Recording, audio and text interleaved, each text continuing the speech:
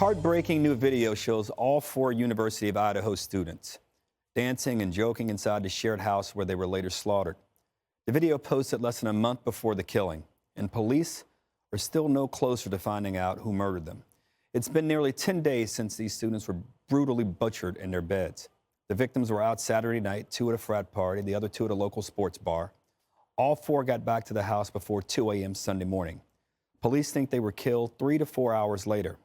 2 other roommates were in the house at the time and slept through the attack. And now there are growing fears that the crime scene may have been contaminated. Authorities expanding the search and combing through the woods and a parking lot in a new area they have blocked off behind the home. An expert says catching the killer could come down to some small details. Perhaps the deaths didn't all occur at the same time, but whoever did it could have been laying in wait. And one of the things that can help determine that is the times of death. And the medical examiner at the scene may be able to tell whether or not the 4 victims were killed at the same time or at different times. And sometimes the perpetrator is cut by the slippage of the knife, and some of the blood at the scene can belong to the perpetrator. DNA will be able to evaluate that.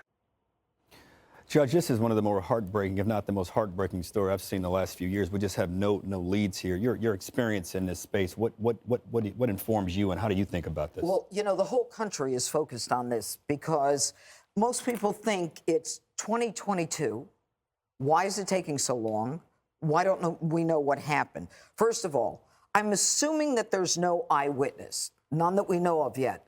So what does that tell you? That tells you the most important evidence is the forensic evidence. The forensic evidence that will identify who the killer was. Not only do we have from one parent that there were defensive wounds, okay, which means, you know, that the killer may have been in a fight and maybe he got cut, but we also know that the knife, which is a Rambo knife, was pressed into the hilt, which is where the bruising came from.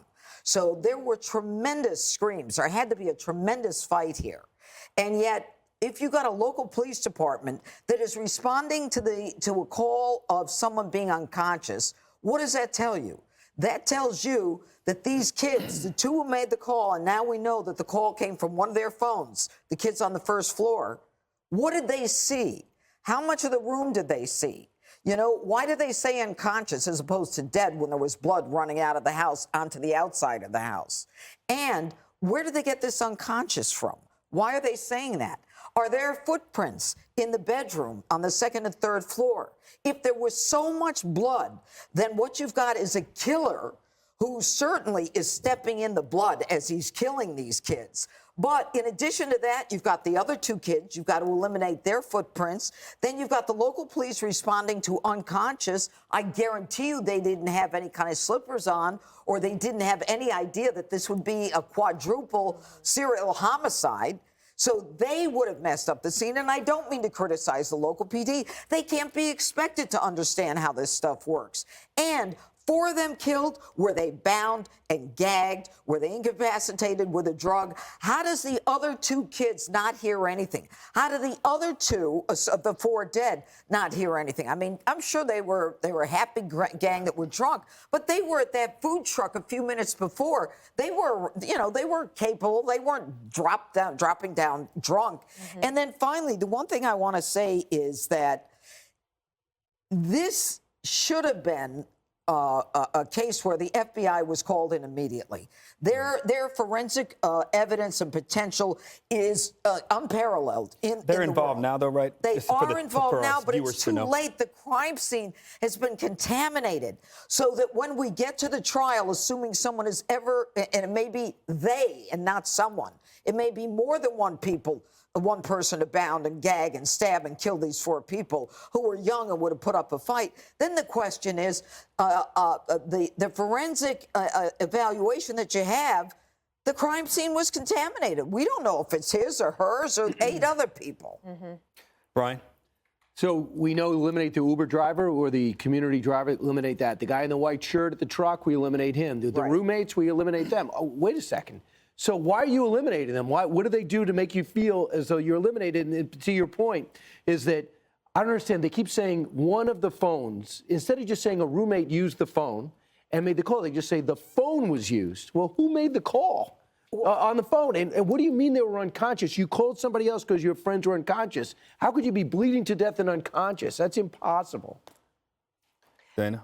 Can I ask the judge a question as part of my time? Yes. I just wonder if you have this situation and you're putting together a profile, if somebody commits a murder of 4 people, would that be the first time they ever committed a crime? Or like, we've seen before, like in the Colorado Springs shooting, there had been trouble and police interaction in the past. So is this a first-time killer?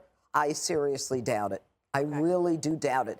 They keep saying he was sloppy. He was sloppy. What does that mean? Does that mean, that he left footprints or fingerprints? Well, show him, make an arrest, get the DNA, do it. Or does it mean that it was sloppy as a result of what happened? Kids sliding in blood. You don't know what happened, where they were found.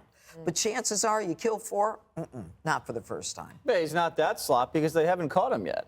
My profile of this person is a fellow student at the university who saw this group of students who were popular in Greek life, well put together, had a lot of potential, and were going places, and he wasn't going places, and he was not in this scene, and he was jealous, and he was envious, and he flew into a fit of rage, targeted them, scoped them out, went in there with a knife, which is personal, and he wanted to see the fear in their eyes. When you're stabbing someone, he wanted to process that and feed off of that.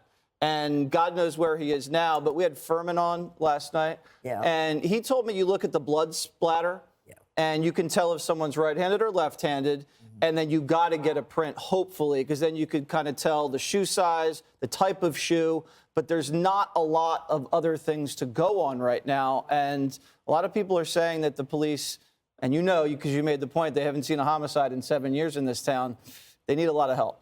There's no weapon, right? They don't have their weapon. So we just assume. And they say it's the one weapon, okay? And they say one guy. And that the whole So idea... that's what I'm saying. They think it's only one guy. Are you convinced of that? No. Okay.